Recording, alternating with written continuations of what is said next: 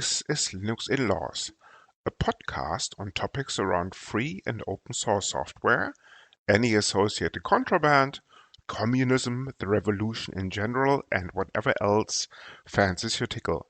Please note that this and other episodes may contain strong language, offensive humor, and other certainly not politically correct language.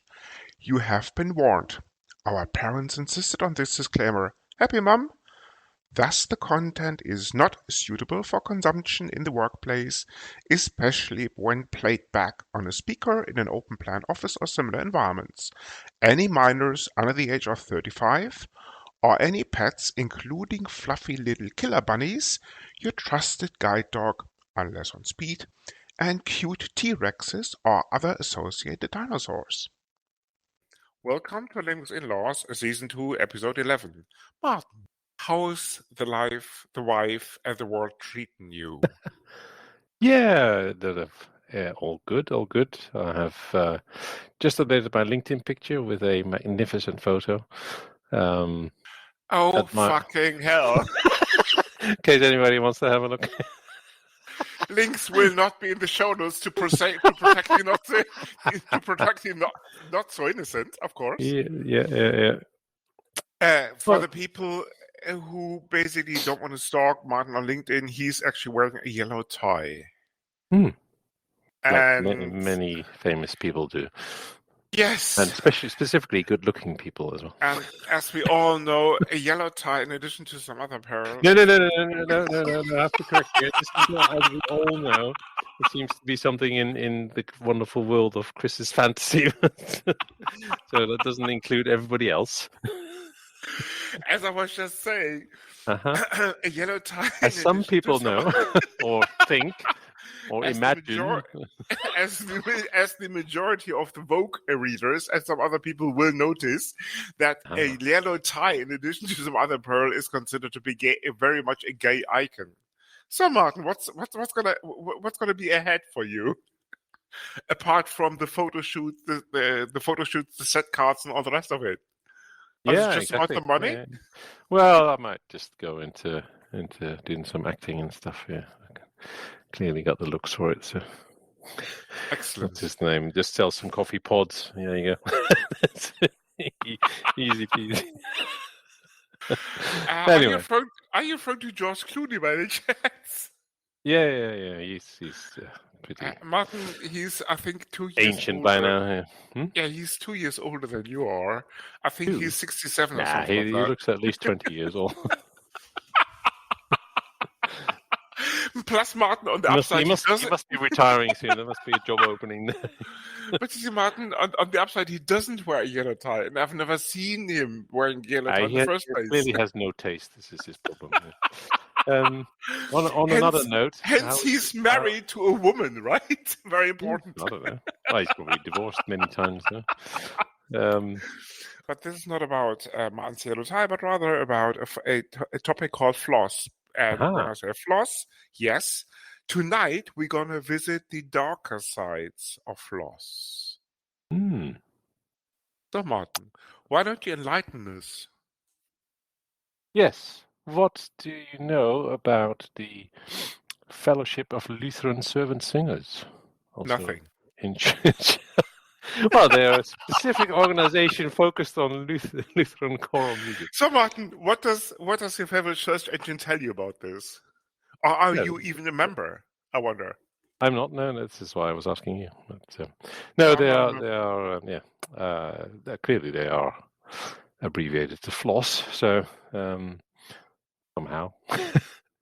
On a more topical note, what about fuzzy logic operating systems? Very much so. But before we go into the very details, man, maybe we should set the scene a little bit. The scene. Okay. FLOSS, of course, refers to free, libre, open source software. Well, it can do, but it can also refer to many other things. Well, I reckon the majority of our listeners... yes. ...would associate the term FLOSS with free, libre, and open source software. But, of course, there are many more meanings to the term FLOSS, or acronym rather. So tonight will be an adventure in exploring the alternatives. Excellent. And we won't stop at dental hygiene. No. That's for sure. So if you want to fall asleep very quickly, you might just fast forward to the last 5 minutes. Otherwise, stay tuned to prolong the agony. On with the show, Martin. Indeed, indeed. So, you were talking about dental hygiene, right? Yes. So what do you know about dental floss then? Well, it's like a bit of string, isn't it, really, which is very expensive. Really? That people Okay. use to clean their teeth with. Yeah, but you see, the thing is basically that a couple of scientists actually spotted some monkeys, and I'm not joking, I'm serious, Some because details monkeys. will be in the show notes, using Monkeys also use floss. They do, yes. And Where are they able to buy this in the jungle? Anyway, yeah, you see, carry on. they're not buying this basically. Oh, They're using, for example, human hair to clean their teeth. okay. What's wrong with their own hair? It's not human. Yeah, but surely as a monkey they have lots of hair and freely available. Apparently, it doesn't grow long enough, I suppose. I see. You'd have to have a long-haired humanoid species for that. Yeah, fair enough. Fair enough. What they probably do is actually they kind of capture long-haired humans, maybe kill them or something. I don't know. Keep the And hair. then Yeah, good idea. extract the hair. Yeah, and then what is, as I said, details about the studies will be in the show notes. What actually they do is actually floss their teeth when their children are watching, meaning they pass on this habit rather, towards their children, which is almost a certain evolutionary progress, I suppose, because if you have good teeth, and this is evident, and this is proven by scientific evidence, of course, you happen to live longer. Because if you have bad teeth teeth, are kind of essential for eating, aren't they? That's exactly the point, yes.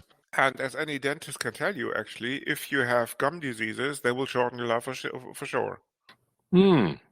So, when was floss first invented, you may ask? Of course. Yeah, Of course. 1800s? Absolutely spot on. Levi Spear Parmalee invented the stuff in 1819. But the whole thing... Did he also invent some jeans or something? No. Or is that a different Levi? Okay. You mean no. That came later with the Californian Gold Rush. Okay. And actually, he was from Bavaria. Who else? Levi's. Okay. The pant maker. Sounds like a Jewish name. Anyway, yeah. Oh, okay. Very much so. Yes, of course. And the rest is history. Details won't be in the show notes unless Levi's.com sends an email to sponsor@linuxinlaws.eu. Yes. If they don't, fair enough. Okay, on with the facts. Floss usage really didn't take off, at least in the US, until the time after the Second World War, because the stuff wasn't really available, and it's up to now still somewhat undecided by recent studies, or as recent studies show that actually floss regular flossing does indeed help to maintain yes, of course. an optimized dental hygiene. So it just may work.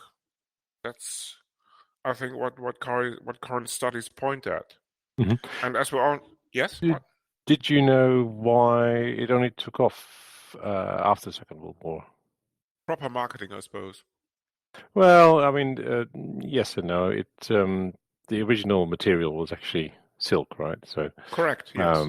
Which is not a very cheap material in the first place, but also they needed quite a lot of silk for parachutes in the Second World War, and so indeed, it had to, stop the floss production during that time. Plus the fact that the artificial fibers were just getting off the ground really at scale after the Second World War. Because cheaper, of course. Yeah. You will be hard pressed to find floss that is made from silk these days, because normally it's just basically what's the word I'm looking for? Fairly expensive material. Exactly. Artificial fibers. What's the question? Nylon. Nylon, exactly. So sorry, it's Oh, okay. mono. It's monofilament and polyfilaments. Exactly. So Hmm. like what's the word I'm looking for? Well, it's artificial fiber, right? It's Plastics. Yes. okay. That's part of the plastics. Fair enough. The correct term, of course, being polytetrafluoroethylene, Hmm. as in for Sounds the coating and stuff. sounds good. It apparently it's basically it's some sort of nylon fiber these days if you buy it. Okay. Okay. Yeah. So you were saying about the No, that's pretty much another meaning of floss. But okay. there's of course many more meanings. For example, there is a fluffy Chinese meat recipe also by the name of floss.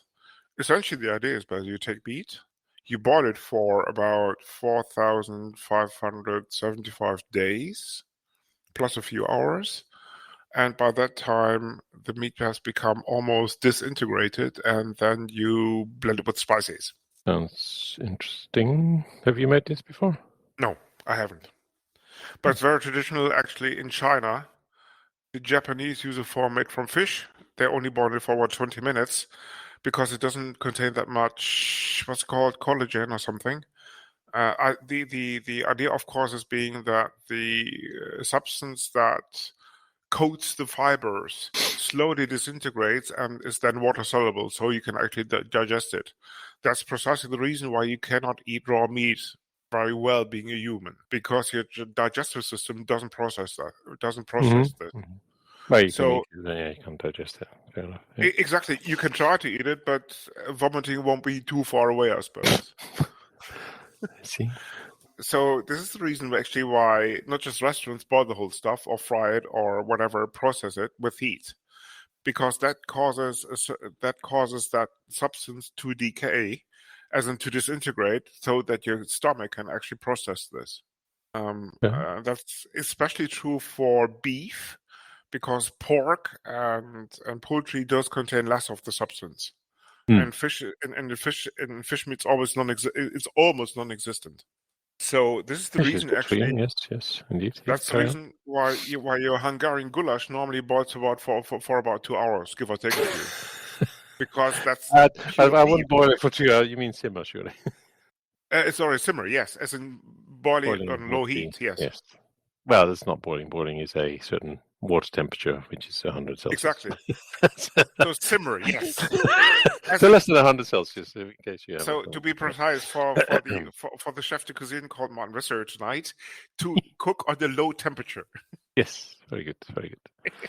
because that causes this actually that coating of the fibers to disintegrate, to decay, not to decay, but rather to kind of become water soluble, so that your stomach can process this. This is normally the reason why you boil beef for at least an hour, 90 minutes, give or take, on the piece of beef and the cut and all the rest of it. Mm-hmm. And the weight, of course. Yes. And how you cut it and all the rest of that Mm-hmm. sort of thing. Yeah, yeah, yeah. You heard it here Okay. first, people. Yeah. This is turning into the cooking show. Yes. Welcome to Linux Chef 2.0. Uh, there we go. Yeah. So, Back to yeah. floss. Back to And floss. Indeed. and Indeed. preparing and no, I mean, jokes aside, people, the Chinese boil it for about a couple of hours, and it's finally cut actually, and then they boil it, and then and then it's almost palatable in terms of they just add spices to it, and it's really a Chinese delicacy, if I'm not completely mistaken. Hmm. And as I said, it's pretty widespread in the whole of Asia in general anyway. Okay. What was the name of this dish again? Plus, Okay. simple as that. Doesn't sound very Chinese, but there we go. Okay. What do I know about Chinese dishes? So yeah, okay. I thought you lived down there for a spill. Not in China. No. No, in Asia. No, not me, not me. You didn't? Okay. Maybe that was a grandfather or something. Ah, yes, indeed. And this is where the stalking stops. Oh, we have discussed this in the past, yeah. Anyway, okay, back to the subject at hand. Floss. Yes. Of course, there's also a Bavarian river by the name of Floss, which is, funny enough, actually not too far away from the German word for river, which is Fluss. True. Or flood, yeah. Yes. And there's also, of course, a dance movement called Floss. Yes, yeah, I think you're familiar with that one, aren't you? It's, No, because I'm practice too is old every for that. No, just wait until they Why put don't you some ask your kids, Martin, just in new case? bits on, you'll be fine. No, I mean, if current law is anything to go by, it looks pretty much like a person wielding or trying to apply floss to a non-existent pair of teeth, because essentially what you have to, you actually swing your hips and you move your arms like you were flossing a tooth right in front of you, which is of course non-existent. Okay. If I understood this correctly, because the whole thing just appeared in 2014 or something like that. 2014. The river disappeared. No. The dance movement appeared Ah. on YouTube and other places. Details may or may not be in the show notes. Gone out of fashion. Yes. Okay. Fair enough. No, it just went into fashion. I thought you said disappeared in 2014. No, it appeared in Oh, 2014. appeared. There we go. Yeah. And who appeared It took the dance stage. move first? I think it basically surfaced in a video game later in 2017. Yeah, Fortnite Battle Royale or whatever. But the first person who took it to the stage was Russell Horning in 2016. Who is he? Some guy on YouTube. Oh, okay, fair enough.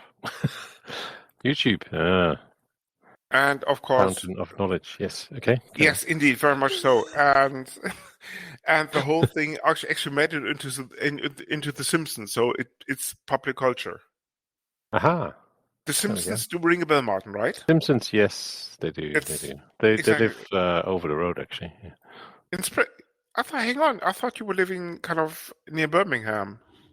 Yeah. So Springfield XX is actually... Oh, you mean the cartoon Simpsons? Yes, I do, Martin. Very much so. It's quite a common name over here. Yeah. Yes, no, Martin, I'm referring to the blockbuster cartoon of US origin for a change. I see. You are a fan, clearly. I didn't know that you were living near Springfield, so no. I started to watch them in kind of the early 90s. I think they have been running for the last 40 years easily or something, maybe 30. So yeah. What about the the other usage, the dental usage in Germany of floss? How good are they at looking after their teeth? Or in fact, is it directly related to the average age in Germany? Probably not, because not that many people actually use floss in Germany. I suppose. No. Yeah. I think I'm one of. I think I'm one of the out of the 10 in Germany that uses floss. I don't know, but maybe I'm wrong. The people in Germany don't care about their teeth. Or... The stats is actually that only 5% use it regularly. 5? Yes. That's nothing, I know. Yeah. I mean, why bother? Exactly. You're talking about 4 million. That's not an awful lot. So, floss makers, if you're looking for a market yet to be harvested with proper marketing, yes, marketing. Yes, we can do this for you. Yeah. Can we market? Yes. Can we, Martin? We can. We have an excellent marketing department. I thought you fired them recently. Indeed, that's why it's so excellent. Oh, fucking hell, Martin! You haven't seen the lights of it anyway. It doesn't matter anyhow. Okay. Yeah. All right. So So, how many people actually use floss in the Netherlands or in the UK, for that matter? Oh, quite a lot. It's Like 10%? it's a bit more than that. I think it's more like 25 or something. Okay. On a regular basis. Well, that's the whole point of it. There's no point in doing it non-regularly because that's not how plaque works on your teeth, does it? If you don't get it off, it stays there. Regular can mean once a year or something. No. You surely. How often do you use it? Is it once? You must use it more than once Last time a day. it was on the 35th of February. I see. In 2014. You're doing the economy version now. No, Martin, I use it on a daily basis, actually. Excellent. However, are you still using the stringy substance in a little box? Yes. Wax coated and mint flavored. I see. Now, there's a far more environment friendly option for this, which I'm sure Greta would approve of. Human hair. Yeah, it doesn't have the wax coating, but forget about the wax. No, there's Greta, if you're listening, this is your episode. Maybe she can donate her hair. Yes. Greta, if you want to donate, until it's sufficient in length, but because at the moment it isn't, I'm afraid. I think yeah. You're looking at about 10 inches, if not more. I think Oral-B doesn't have anything to worry about right now. Not in the immediate future, anyhow. No. Anyway, I was of course referring to the water flosser instead. What's that? Well, it is a device that has a very powerful water beam instead of using a bit of string, which is far more economical and environmentally friendly, as also far more efficient at cleaning between your teeth than the stringy stuff. So that's more water consumption. Okay. Well, it comes out of the sky, so water is free. all you need is a water button and collect it. Yeah. I mean, this is the UK perspective. Just put a what I'm looking for. Just put a cast out and then collect the stuff, and because it rains on a daily basis anyway, so just go for it. Exactly. Indeed.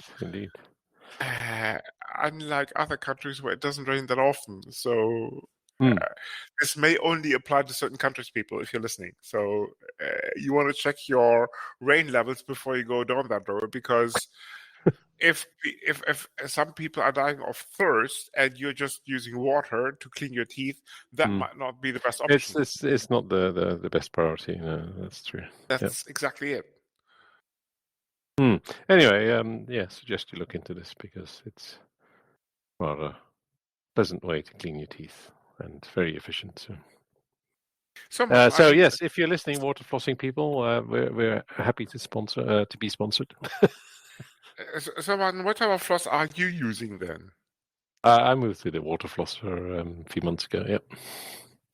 Nice. Okay. And how did you come across this?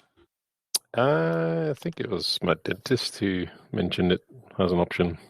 So you do go to a dentist? Okay. That's good news. If I can prevent it. Yeah, not prevent it. It's usually a very unpleasant and expensive business. So best avoid it if you can. But as many people do, actually. Kids, if you're listening, do not take Martin's advice at all, because... Oh, it's not my advice. It's a common practice in the UK because there are so few dentists. People just pull their own teeth. It's considerably cheaper and avoid.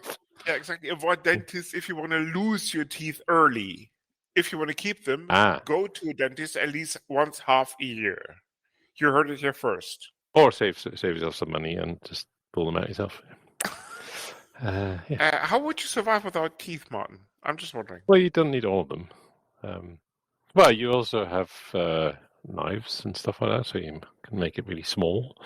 So you don't need Or you teeth. can beat I mean, any teeth were obviously invented for cavemen, right? Because they had to eat a large lump of meat, and they didn't have knives and forks. So there you go. So they needed teeth, but nowadays we have knives and forks. So make it very small. You don't need. So in an evolutionary context, actually, Yes. teeth are disposable. That's what I'm hearing. Okay. Yep. Children, do not listen to this rubbish. You want to keep Well, your teeth at all costs. disposable from a practical point of view, but obviously not if you're a celebrity. Then you have to have shiny white teeth. But yeah, it But looks you see, better. artificial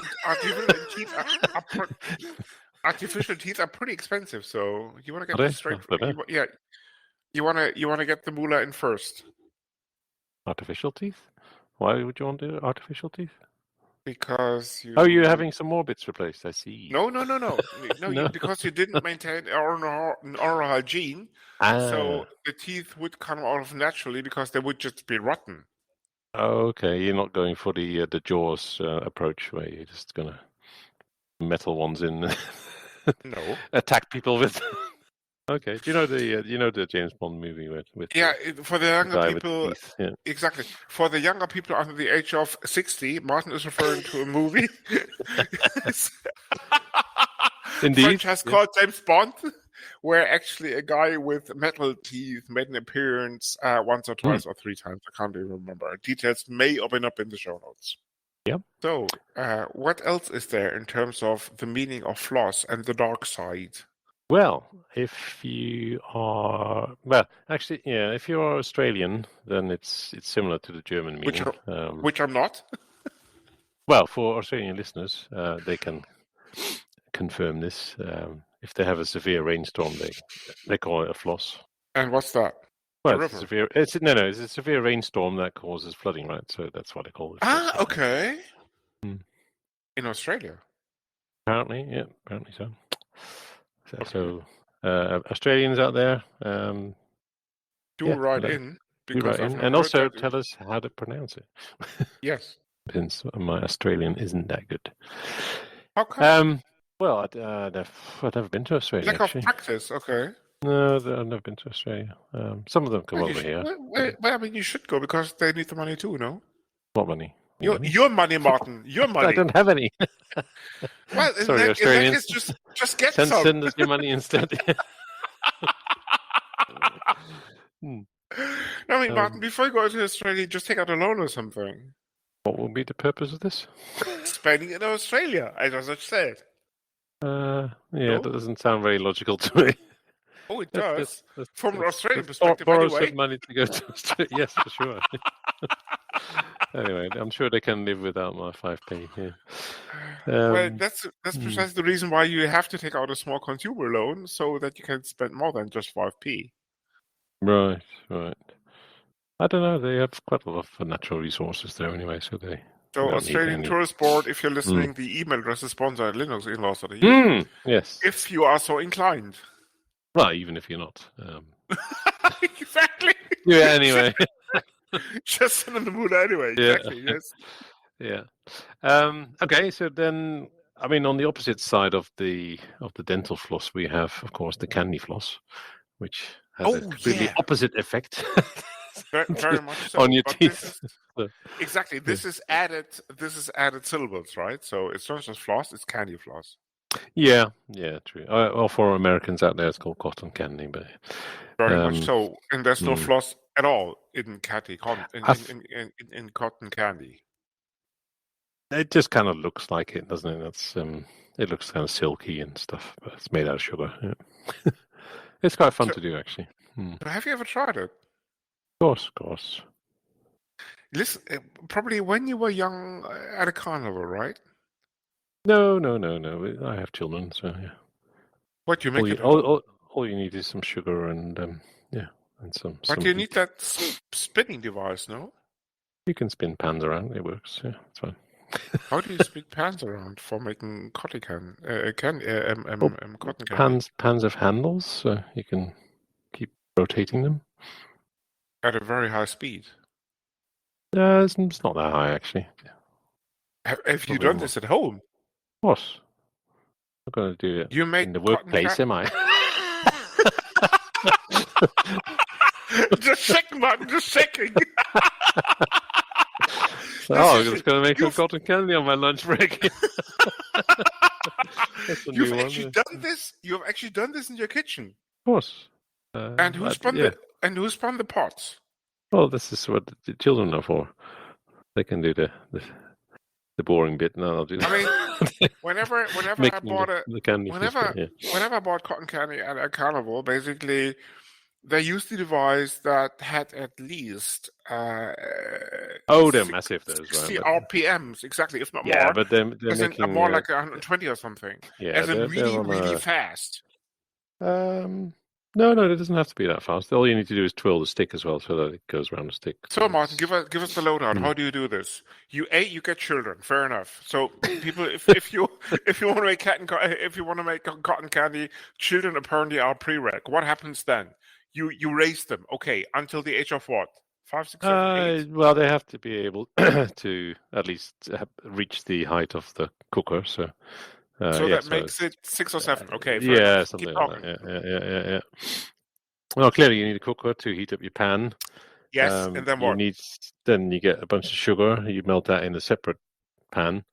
You get some wooden sticks, and you start twirling your pans around. Pour your sugar in, and so you put the liquid sugar into the pan, and then rotate the pan and hold the twirl stick around. No, you don't hold it. Okay. You have to twirl the stick, right?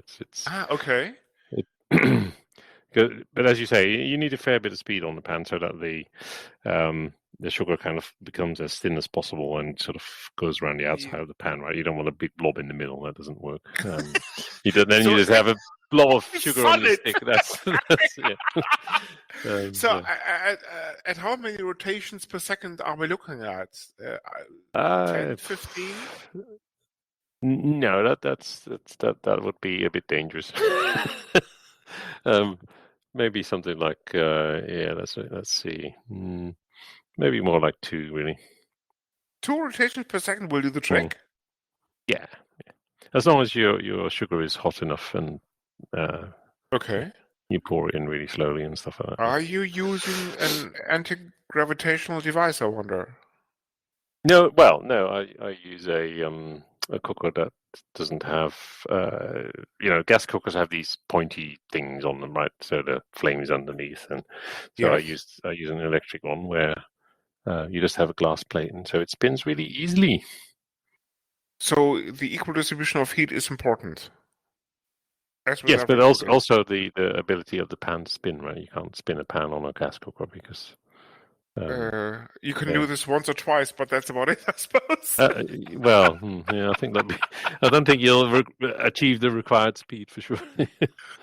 Okay, and who cleans up the mess afterwards? The wife or the children, or all of them? That's what the children are for as well. I see. Okay. Interesting. So this is a recipe for homemade cotton candy. I never heard of it actually, because it's I mean, there are certain dangers involved in this, so it's best to be like what? Well, the sugar is hot, right? And so it's liquid for starters. It has to be, okay. Yeah. Yes. No, you melt the sugar in a different pan to start with. Yes. Or in a bowl in a pan of water and stuff like that. But yeah, so given the temperatures and the possibility of spillage, you want to be sort of wearing some protection if you're a small child. Things can go wrong. So the pot has to be high, I suppose. High?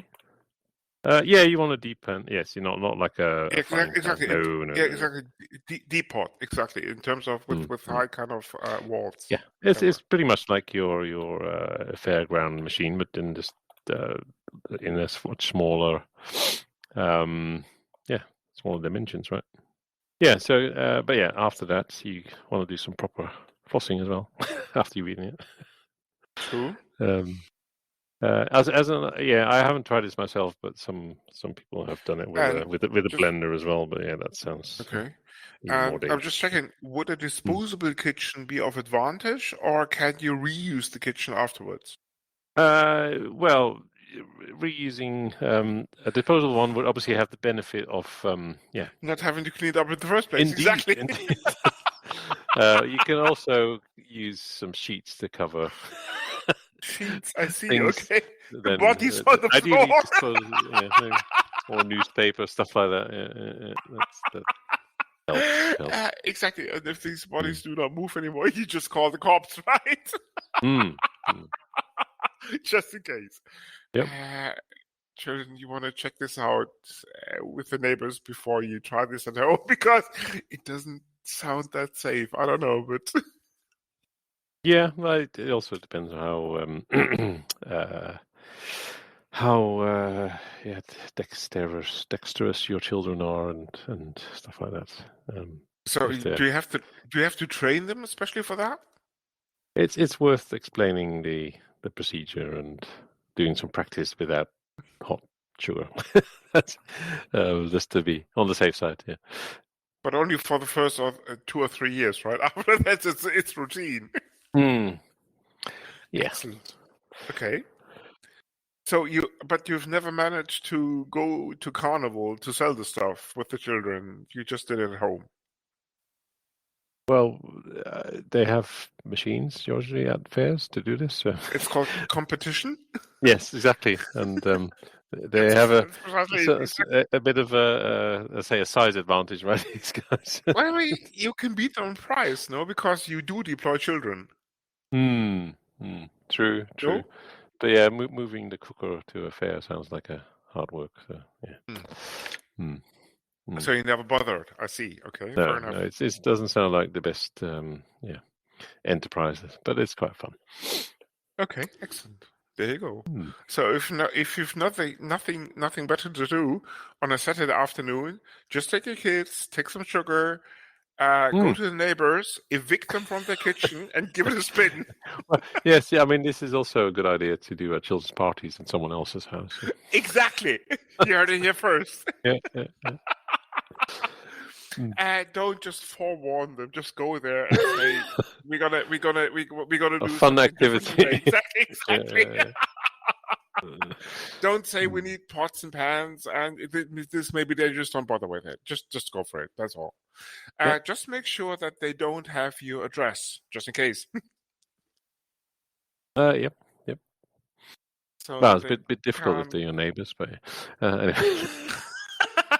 In that case, just pick some remote part of town. Just do it. Or just give some false address. I don't know, so that they can't come after you if something may go wrong during that procedure. I don't know, like some kids getting involved in the pot and kind of being meshed into the whole cotton candy thing, or just being put on a stick on it. I don't know if that happens.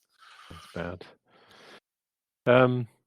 Yeah, on a more more topical note for the show, who first used the term floss anyway? Was it probably some Richard or? You mean in a free libre open source context? I do not know actually. No, I suppose it was Richard Stallman or some of his ilk.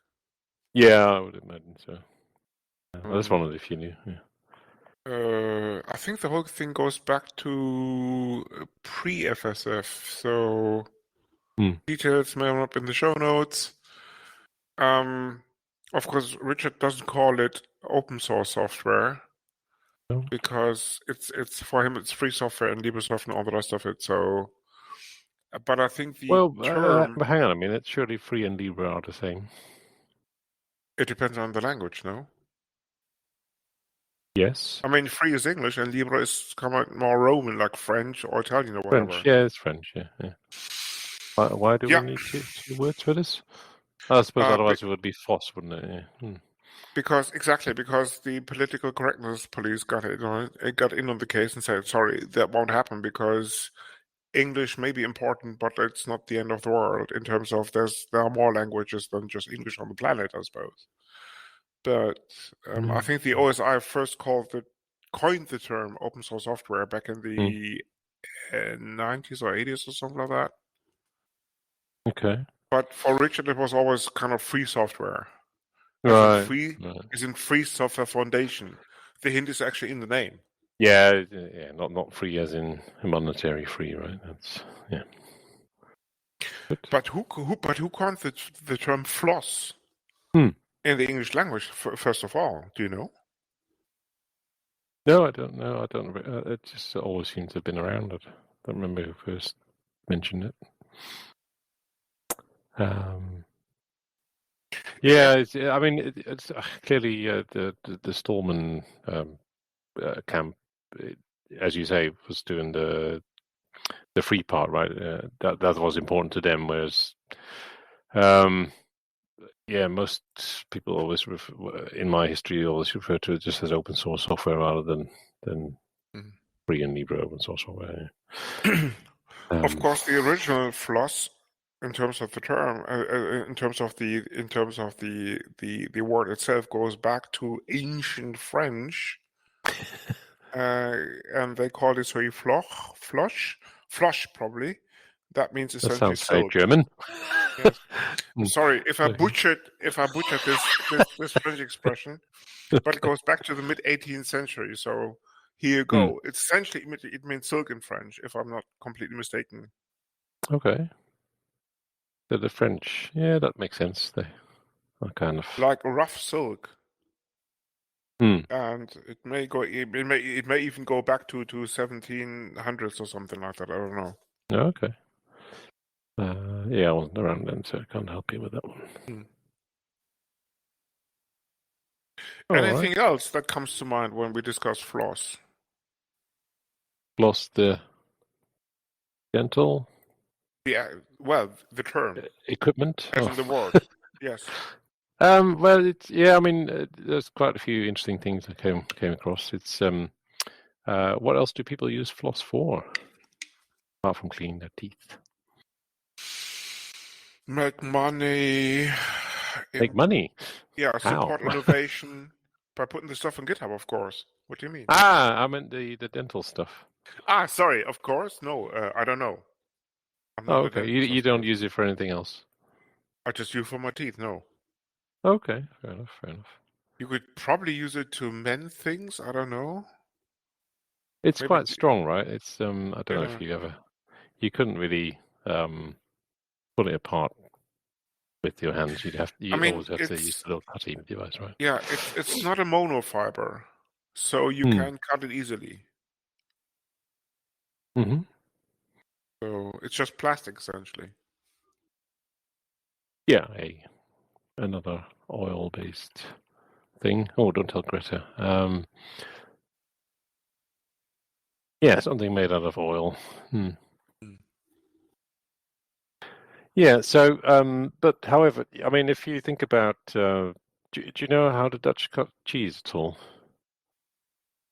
I think they were running out of Not meat, just right? actually, it's not just the Dutch. Actually, there's many other. But Sorry. what does the Dutch cheese have to do with floss, I wonder? No. Do you know how they cut it? Or not Knives? Well, knives, but you also are you familiar with the cheese wire? No. Oh, okay, fair enough. You Anyway, educate basically, me, please. this is a wooden board with a wire attached to one end and a handle on the other, and then you can cut things very easily with the wire, so you don't have to use a sharp knife and cut your fingers off. Well, actually, you don't want to use a sharp knife on cheese. Sorry, carry on. Cheese came later, right? They first used it to decapitate people, if I'm not completely mistaken. No, that was a great big knife that came on a wooden stand in France. No. The French just stole it. But I think the Dutch invented it first, no? And cheese came later. No. The French invented it. That's why it's called the guillotine, because it's a French word. Yeah, but as I said, the French just stole it. Oh, okay. Fair enough. The mechanism actually was invented by the Dutch. And the pretext was actually to cut cheese. Of course, it was used to decapitate people also in the first place. useful for cutting off heads. Okay, fair enough. Exactly. Yeah. Cheese came later. That's another alternative use. Yeah. But yeah, I imagine you could probably do the same with floss, couldn't you? Right? If you stick a couple of handles on the end, it's no way you're gonna. It's very strong and sharp stuff. There's a difference between a metal wire made of quite a few filaments and plastic, I suppose. You want Well, to no, use but some yeah, special sort of plastic. no, but the point is, it's very thin as well. So, as you Yes. know, smaller footprint, you can has a higher force and so on But I mean, compared yeah, to. I reckon if the floss thread is just big enough, just thick enough, and Mm, you move this at a very high speed, mm, and you could actually assume that it's waxed, you could actually cut bones with that if applied correctly. Of course, the wax would melt at some stage, but given the frequency of the movements, you might just be able to cut tissue, never mind bones. mm. Yeah, I think I find that saws are better for that kind of stuff than floss. But yeah, anything. Just in theory. I don't know. Mm. I've never tried it, so. Yeah, But yeah. No, I think maybe yeah. it Yeah, may be carry a on. good alternative to the guillotine that has fallen out of fashion anyway. Mm. Modern times, anyhow. When was the last person that was killed with a guillotine? I think it was last century, right? Oh, they're not still Maybe doing it. Okay, fair enough. Oh no, they do no. fire and stuff these days. So. French has abandoned capital punishment quite some time ago, Martin. Oh, okay.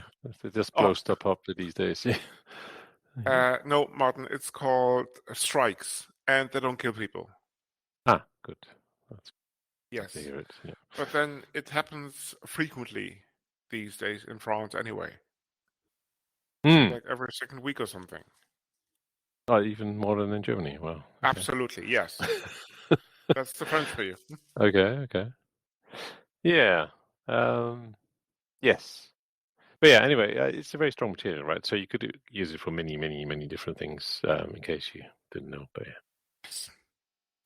In case you, imagine your picture falls off the wall. You can use it for a bit of picture wire. Make some rope out of it. Again, if you have enough of this stuff, make a great big strong rope, right? Yep. And if you can't be just bothered to use that sort of floss for it, you can always put an anti-gravitational device underneath the picture just to keep it up. Always an option too. Hmm. No, that's an idea. Yeah. If you're so Okay. So inclined. if if you put your picture in a metal frame, you just need some magnets, right? That's all you need. Yeah, excellent. You want to position the magnets properly, of course.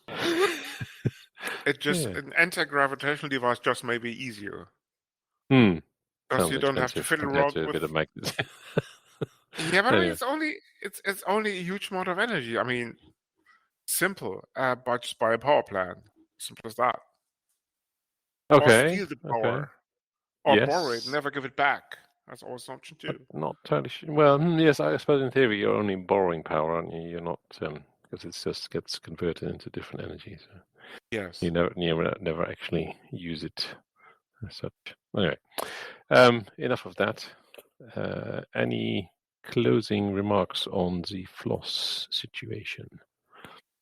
It will prevail as it always has. And I'm Well, not no, no, talking. no, no. You say that, but no, no, no. No, I and I'm mean, not talking about dental everybody will floss move to the now. water flosser now. It's clearly Sweet the dreams, superior Martin. solution. Yeah, sweet dream on, Yeah. Martin. Yes, dream on. Okay. Yes. Anyway, yes. No, The I floss mean, software, yes. Carry on. Yeah, jokes that's aside, I good. mean, free Libre Mm. software is clearly the way forward, so it will prevail as it always has. Mm. And I mean, it has been around for the last 50 years easily. The term was coined, as I said, about 30 years ago, give or take a few.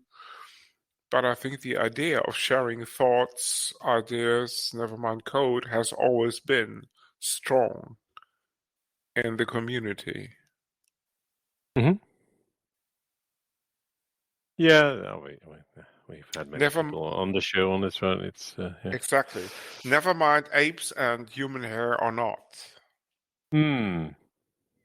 We should have had an ape on the show to explore more, please. I thought we already had two. Maybe Did I'm we? wrong. Yes. Any in particular that you're referring to? Yes, the guys who invented the show. Oh, them. I thought you were referring to one of our guests. That would be pretty rude. No, I'm not, Martin. I'm not. Glad to hear it. Yes, yes. Yeah, we won't No, be no, having no, any no, more no. guests if No, you're going to just call them apes. exactly.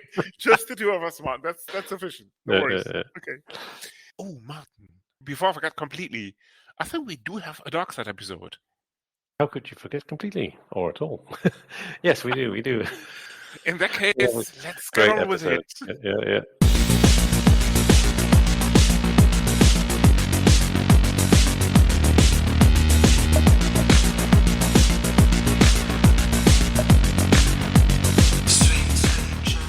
The one with the vegan blood.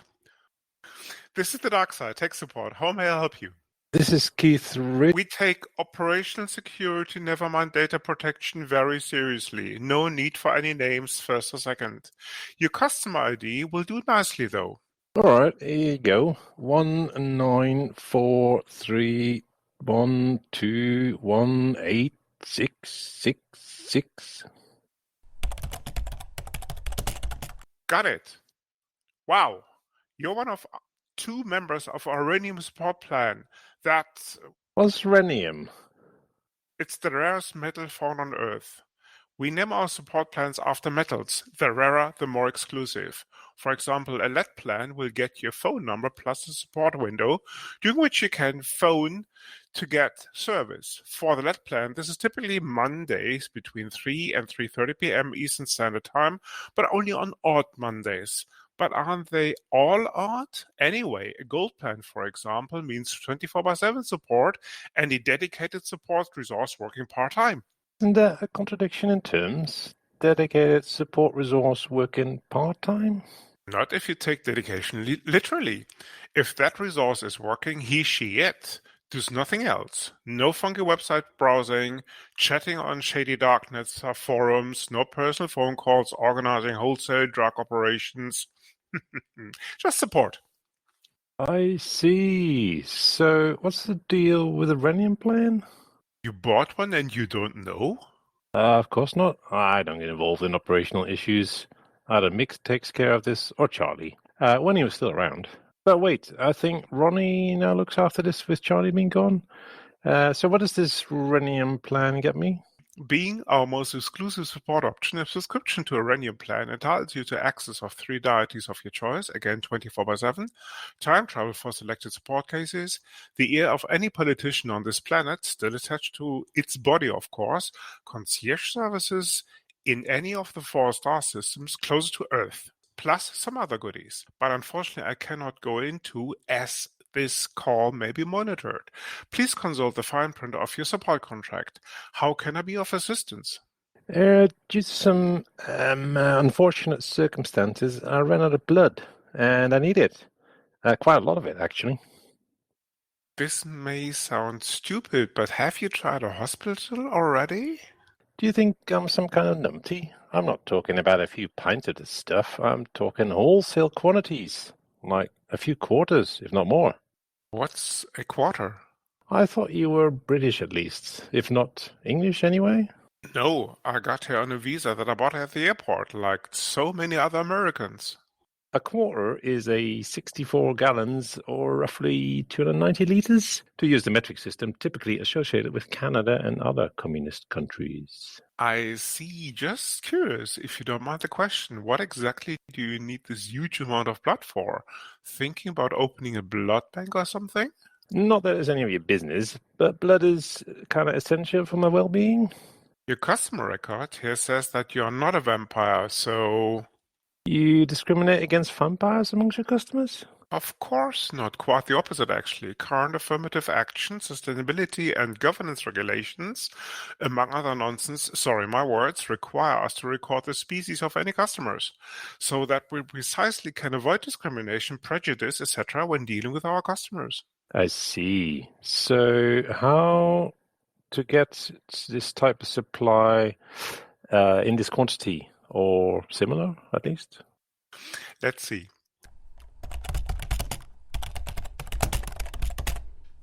According to this inventory, only bloodthirsty deities just might stock this type of quantities of blood. Let me run a check on the stock.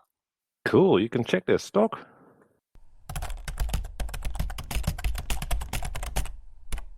I can do many more things given the fact that we are a truly global support organization. but I'm afraid that you're out of luck. The only tiny quantity left is a couple of pints belonging to Moloch, the Canaanite god. Even the old reliables such as Hushipotli and Shashapaka seem to have run out of stock. Hachipochi and Tetzalcoatl. Some Aztecan gods now apparently on the rebound as a major importer of crack, cocaine, and hate into Mexico, due to some bickering among the once powerful old cartels like the Sinolas and the Guadalajaras. There you have it. Too much infighting just makes an easier market entry for the beloved competition. But I digress. Where were we? You said that none of the gods had the quantities I'm looking for. But wait, what about good old Satan himself? He is always good for plenty of the stuff, if I remember correctly. You mean the devil? That's exactly him. He used to be one of the archangels before he fell out with the big boss during a spat over who's calling the shots up there. Not the most pleasant chap, I agree. Never mind, totally lacking a sense of humor in the first place. What do you mean? Well, when Mick wrote this ditty in the 60s about showing a level of sympathy for the chap, Satan never really got the hang of it and mistook it for a parody on his character in the first place. It could have caused a huge stink about the whole affair, giving grief to our management and threatening to lay waste to any radio station playing it. Which was right along the lines of some far-out Christian numpties who got confused about the song and thought of it as a glorification of the chap. The irony of it all. Still a great song, though.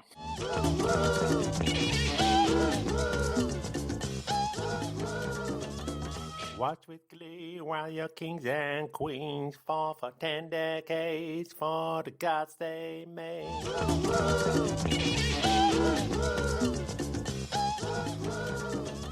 Shout it out, who killed the Kennedys?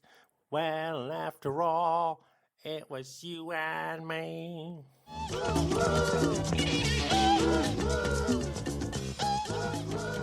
Let me please introduce myself. I'm a man of wealth and taste.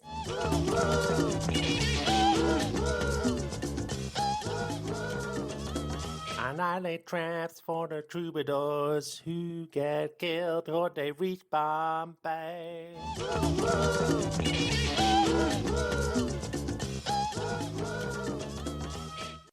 So, I'm afraid that any deal with Satan might still be tricky, although I think he and Mick are back on speaking terms. Given Mick's age, health, and prowess in the area of the female entertainment, this possibly cannot be natural. Wait, there just might be another option. Let me check with our Romanian expert on the matter.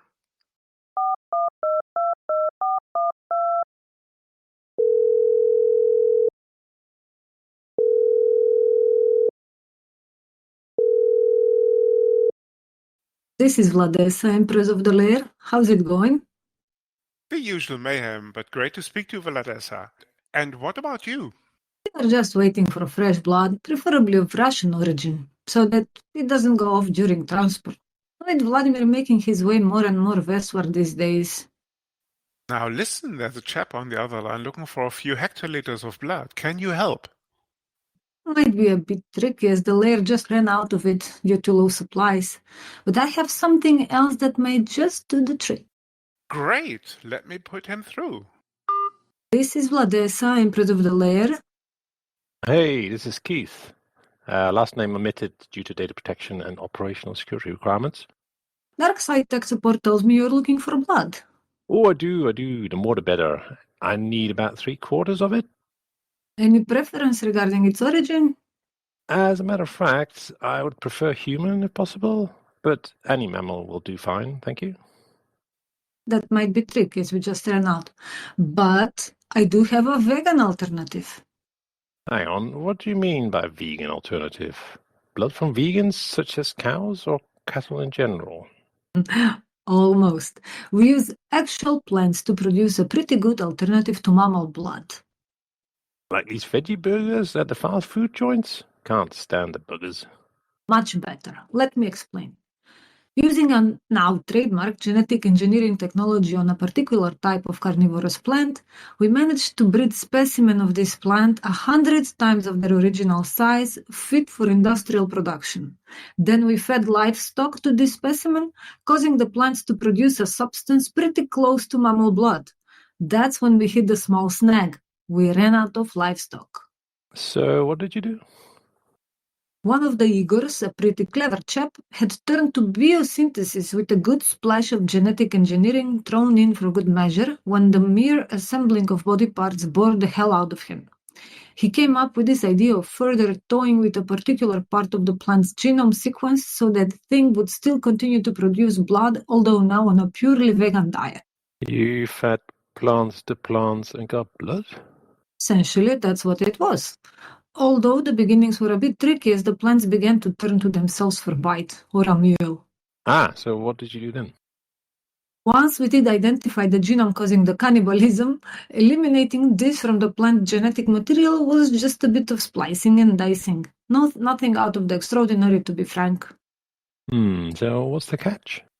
Early trials with members of the lower ranks of the layer have been more than promising. The uniform opinion of the test group was that the veggie brew, the name we're using as a working title, is almost indistinguishable from the real thing.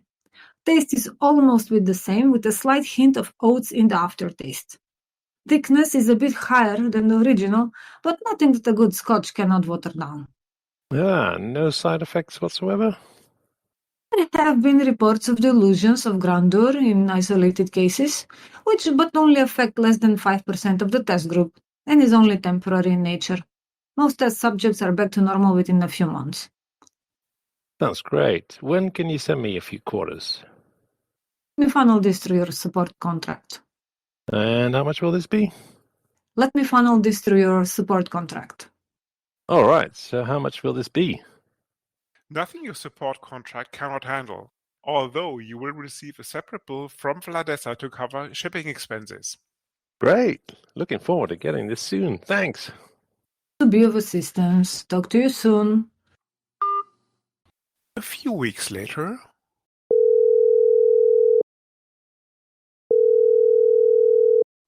it's the dark side, tech support. How may I help you? This Vladesa, the Empress of the Lair. How are things, Vladesa? Almost hunky-dory. Just ringing about this kid chap. The one with the huge appetite for blood? Literally speaking. The very same. Have you received any payment from him regarding the shipping expenses? No, I haven't. But you were supposed to bill him directly, weren't you? And so I did. But account receivables tells me nothing has come in under that name. You have an account receivable department? Oh, of course.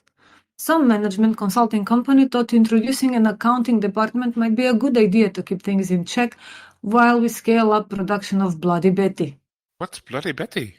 The synthetic blood we shipped to Kit.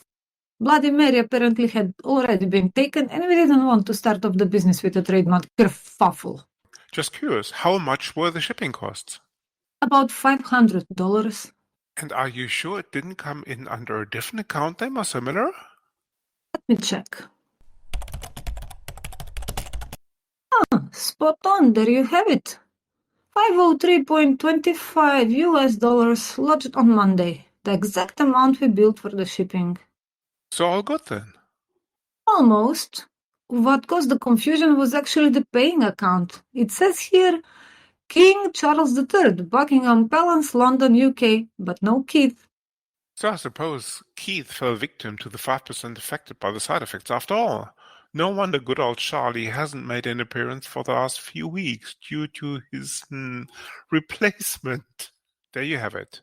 Don't try Bloody Betty if you can't handle the side effects. Never mind Bloody Mary if you wake up being a different person in the morning. Never mind the different personality. Always read the label first.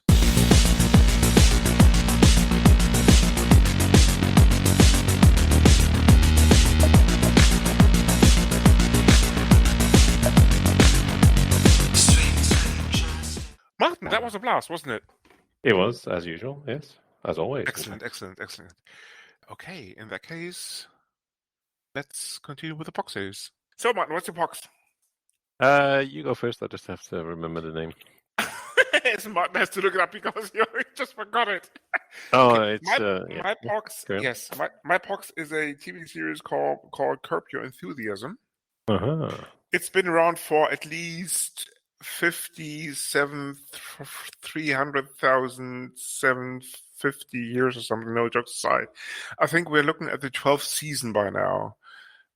Many rip-offs have found their way into local formats. Jerks, for example, in Germany would probably be the best example. Mhm. So I reckon it's probably one of the epitomal parts of popular culture these days. I won't give away too much links, of course, with the show notes. It's essentially about a guy running into awkward situations more often than not, and his friends not exactly helping him. Let's put it this way. Huh. It's very That's funny to very good watch. friends. It's really American if you're into Ah. that sort of thing. But some people may find this very entertaining. Okay. And your Pox, Martin. My Pox is a movie called Dragon Blade with That's one of my ancient too, no? it is well ancient. It's, 20 years or something. Make no, 15. It's more like 10 years or something like that. Really? Okay. But yeah, it's got Jackie Chan in it, but it's which is Exactly, that Jackie Chan funny. movie. Yeah.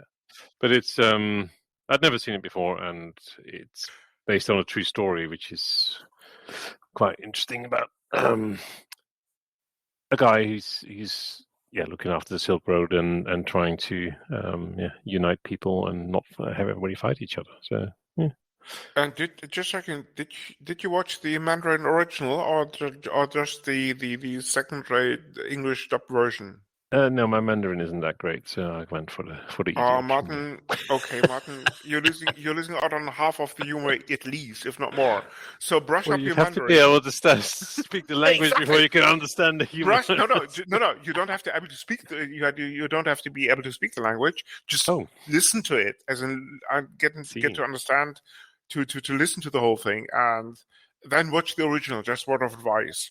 I did this about 7 years ago, and then I also got the remaining 50% of the humor. Unfortunately, I lost my Mandarin very much since, instantly, which is rather unfortunate. Exactly. Yeah, it's quite handy if you at least have it temporarily. Yes, if it was just for the movie anyway. Indeed. And we should probably also cover some feedback that we have got. Oh, feedback? We did. Don't remember any feedback. Oh yes, I did. Anyway, you've got it, certainly. Absolutely. Luna Jernberg. Oh, of course, fan girl boy of the show, wrote in saying Floss Weekly have moved to Hackaday as an audio-only podcast for now. Mm-hmm. Yes. This is all that one had to audio only. Yes. Audio only. No, as we already commented on the previous show, yes. We were we didn't realize exactly. It was audio only. We were quite captured by the fact that Floss Weekly made a reappearance. Jonathan, if you listen to this, I'm sure you are. Full marks on Hackaday and full credits to Hackaday for rejuvenating this in the true spirit of Mr. Schwartz's original idea, Nevermind Twit. I think it was, my personal opinion, the wrong move to drop this by Twit, but that's just my personal take on the situation. But it's good to see that Floss Weekly is back on its feet once again, because I reckon it's probably fair to say that the in-laws wouldn't exist without Floss Weekly. Not sure. I think it would, but anyway, it's still an influential piece of And Uncle Seamus wrote in. Martin, if you have this. Oh, Seamus said. Let me have a look.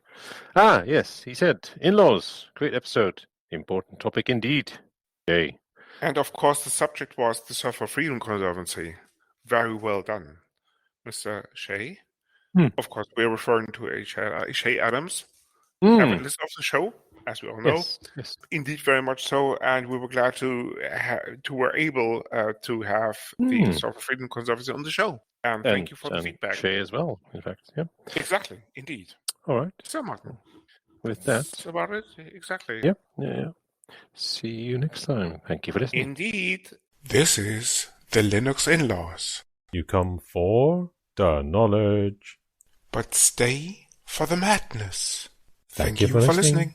This podcast is licensed under the latest version of the Creative Commons license, type Attribution Share Alike. Credits for the intro music go to Blue Sea Roosters for their song Solid Market, to Twin Flames for their piece called The Flow, used for the segment intros, and finally to Celestial Ground for their song Sweet Justice, used by the Dark Side.